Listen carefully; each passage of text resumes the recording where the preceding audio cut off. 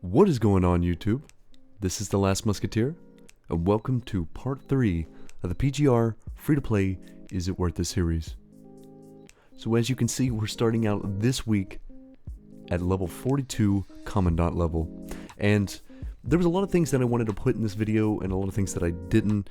It was kind of hard to figure out exactly what content I wanted to do, so I cut down about over 2 hours worth of clips into a 16-minute video. So a bit strange, but I tried to leave out all the fluff and just give you the main things of what I did to progress this week. So we're starting on Hidden Story Chapter 4, and at the time looking back at it, it's kind of funny to see that the recommended power being around 2800 was a big deal to overcome at this point, because I think it was around 18 or 1900 BP at the start of this week.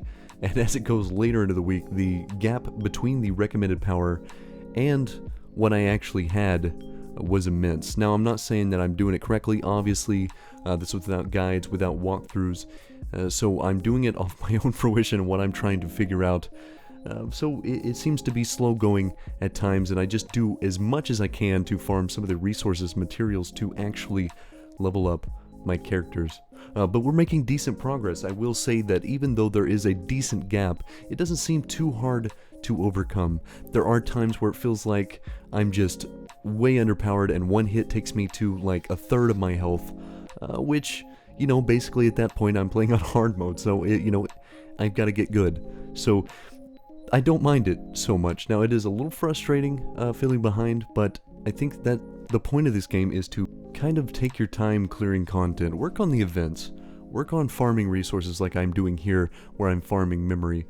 You know, put the amount of energy that they give you per day into really working on your character until you get to the point where you feel like you're not being overwhelmed during things, because there's a lot of things going on. There's a lot of different game modes, a lot of different ways to earn resources, and I'm finding out as more and more as time goes on that there's just so much that I have to do in this each day, which is not really a problem. It gives me a lot to do and a lot to think about, also a lot to talk over.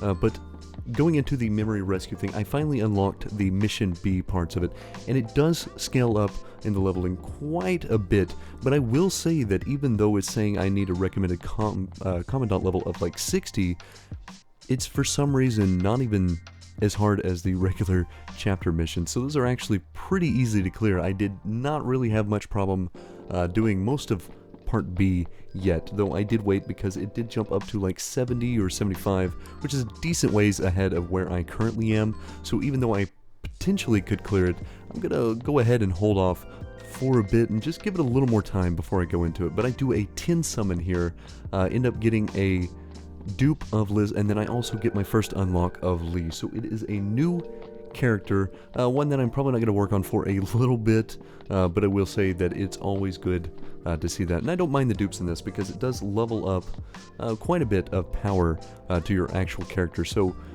seeing a dupe here and there is a good thing for me, though I would of course like to unlock as many of the characters as I can. And I will say, even though I don't talk about it in this video actually, the good thing about how they do the summons currently is they have a 2-week gap where you can actually pick which one you want to guarantee summon. Now, it's a 100% chance, but you have to hit the 50 or 60 pulls that is required to guarantee that hero.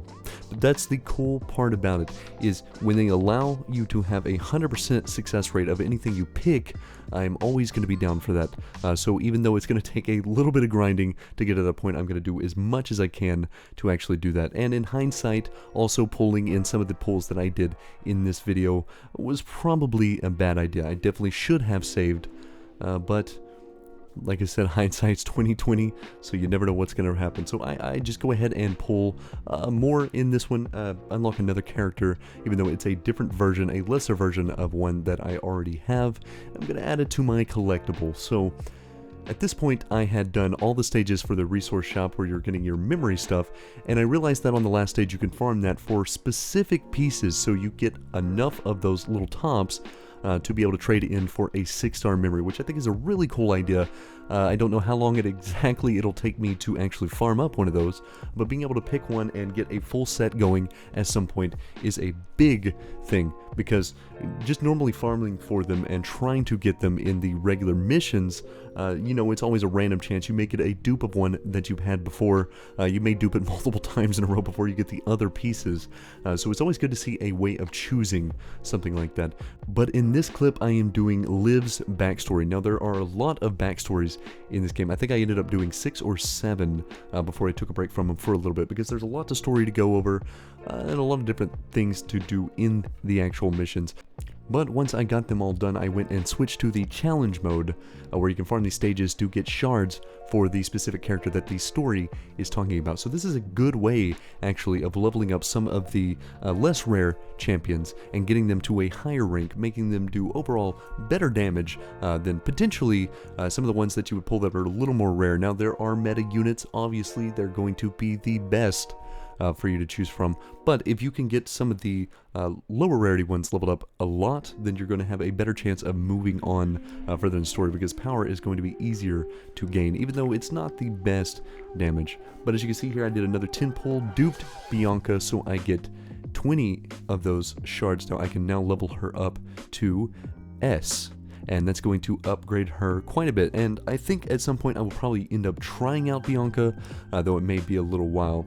And I also got to the point where I can unlock Transcendence. Now, this is the only one that I currently have, and I really haven't got a lot of testing out of them yet, but you can't actually bring this person along with any of your regular heroes. So when you have him in the squad, he's there by himself, just a solo one-man army type thing, and I'll show a little clip of him later on as I'm going through. But I also did a bunch of farming for the memory stages. As you can see, I got a few of the 6-star memories. Now, none of them I have a full set with yet, but there are 2 or 3 different versions of them that I think I have 3 or 4 pieces of. So, you know, we're getting a decent amount of improvement there.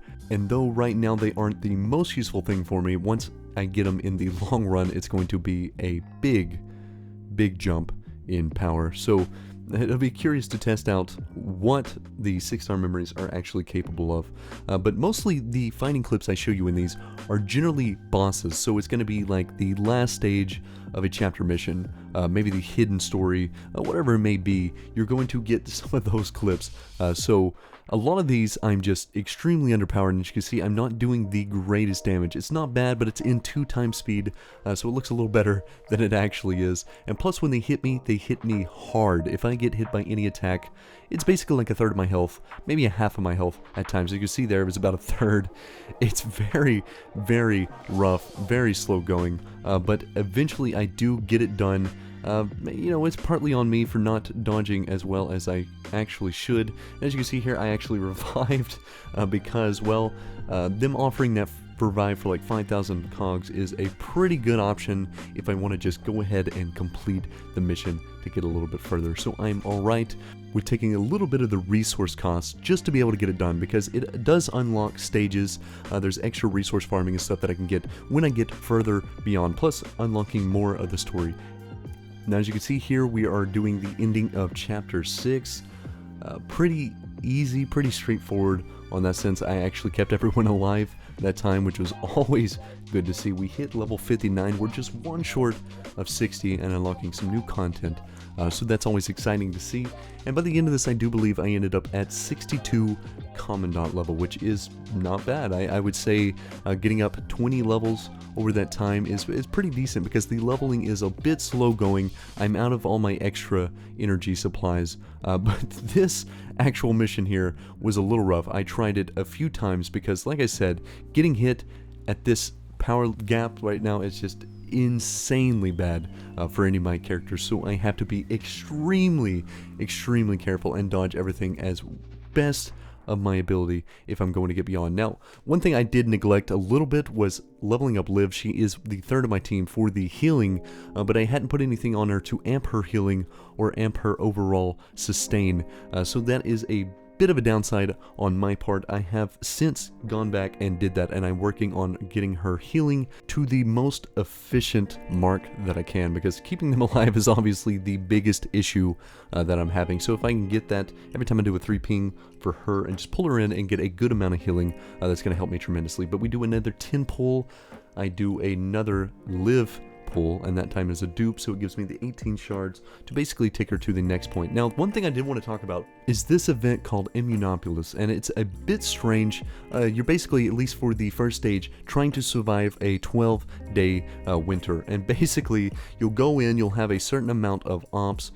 You can choose to feed them, choose to give them medication if they're feeling low, if they're feeling hungry, whatever it is. I started out on day 1 not giving food or medicine because realistically I didn't know if they were going to be feeling down by that point or not, or whether or not I should actually start it out. But what you do is basically you're building some of these things like the outpost. You'll build a building for getting medicine or food, and basically you're trying to sustain to the point that you survive the 12 days. Now you can also send out some of the volunteers that you have currently to go explore places, and the further it is, I guess the harder it is for them to get back and forth, and they fatigue a little bit more, which is where your healing, your medicine, and all that comes in, and making sure that, you know, you're taking ample care of all your people as much as possible and keeping the sustain going. So it was a bit of a weird mission, but I will say it was kind of, in a way, enjoyable because it's a lot different than what I was expecting.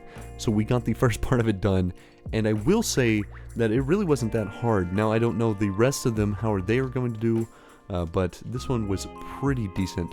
Now, there's secondary targets for these that I did not do, but that's kind of more of a min-maxing type situation, and I haven't really got into that. But I also unlocked another game mode, and so this one you do 2 teams. The first team is going to have 3 people, and the second one's going to consist of 1. So I decided to add the Transcendent to the second one, because that would be a good way to test exactly how good he is and what he can do with the situation. Now, the recommended battle power is 4K, and he is only 2400, and I think my strongest one of this one was around maybe 2900. Maybe she had popped 3K by this point, so I'm a little bit further behind, obviously, as it goes on. The chapter missions that I was doing, I was actually like 1200 to 1400 battle power below, like at all times. I think by the end of it, it was around 1800, and then I've currently worked them up enough that they can actually get over 3K now. I think by the end of it, she was around 3300, which is not too bad, but it's going to take me a lot more farming. Now, the weird thing about this is they seem to have a lot more attack speed, or maybe it's just the fact that there was a crazy sheer amount of them, because I was constantly having to dodge, and I ran out of dodge timer, and I would go down, so I had to play it again to be able to get to this point, but I did get it done. We are now trying out the Transcendent version, and I think it's pretty cool. He's got some really nice animations, some pretty decent damage, and I do like the fact that when you go into the the Ascendancy skill, I think that it is called, but either way, I think that Punishing Grey Raven does a fantastic job of taking each individual character and adding something unique to them, to the point that everything feels like a brand new experience when you're playing it for the first time. Not to mention the fact that each character is played differently, some of them a little easier to use, some of them a little harder, but generally it seems like the harder they are to use, the better the reward you get for using them. And as you can see in this fight, you're going to see me get knocked down quite a lot. I couldn't figure out why exactly she was constantly getting hit, but it made me laugh. At the same time, it was very frustrating because I couldn't quite figure out. I guess it was the timing of the attack would not let me dodge in time, so it just kept getting knocked down over and over. It's embarrassing to watch, but it is very, very funny at the same time. But we get to the end of this, and this is also the second ending of the roguelite version of the current event. So after getting that done, I went ahead and decided to use my music notes to unlock some of this stuff. So I did a lot of unlocking, basically everything that I could currently, other than the inverse shards for Capriccio. So I've got a lot of materials out of this. I think it's a pretty good event store, honestly. There's a lot of things that are a little bit harder to get. It's going to take a lot of energy to get, and as you can see, they are fairly cheap, just because the 2 or 3 runs that I've done so far, I've got enough to get almost everything but the Capriccio inverse shards. So basically at that point, I'm just opening some of those, getting some of the rewards so I can actually try to level up a little bit more as far as my memories. So as you can see here, the main reason that I think I'm falling behind so much is I'm not leveling up my memories quite enough. What I have set up on Nanami currently is like a defense down style system. So I have a 2-piece that lowers defense and then a 4-piece that also lowers distance and upgrades the damage a little bit. So that's going to make Nanami do a lot more damage overall. I get her to 3371, Karenina is 2700, and Liv at 21. Now obviously the other two are very low and they're going to get worked up as well, but I have to guarantee that I have at least one character that is going to be able to do enough damage to deal with most of this stuff. But I think for the ending of this, I'm actually going to show you the fight of Hidden Story Chapter 7 2, because I'm fighting a boss here. If you played this game a decent amount, you probably know this guy, you're familiar with him at all times. You have to find him multiple times through the story, at least so far. I don't know how long you're going to have to keep it up, but he is a bit of an annoyance. He gets harder basically every time, and at this point, I think the fight was a lot easier. I had failed it a couple times before then because I had needed a lot of actual upgrades. He had bullied me one too many times, and it was time for me to get my revenge, and so I finally took it. Now, I'm not going to say it was the cleanest fight, because obviously it's not. Anything that you see me do on here is probably not a very clean fight, but getting it done was the greatest feeling, because after failing it a few times and finally raising my battle power up enough that I was able to not only dodge but take him out. And as you can see here, this phase actually got me pretty bad. I missed a lot of dodges on that hidden dash attack, but I finish him off just in time with Karenina. And that is going to be the end of the video, guys. I hope you enjoyed. I hope there was enough that I could talk about in this. There's just a lot of grinding and a lot of weird things that I had to cut out. So at the end of it, I do hope you enjoy, and I'll see you in the next one. Peace.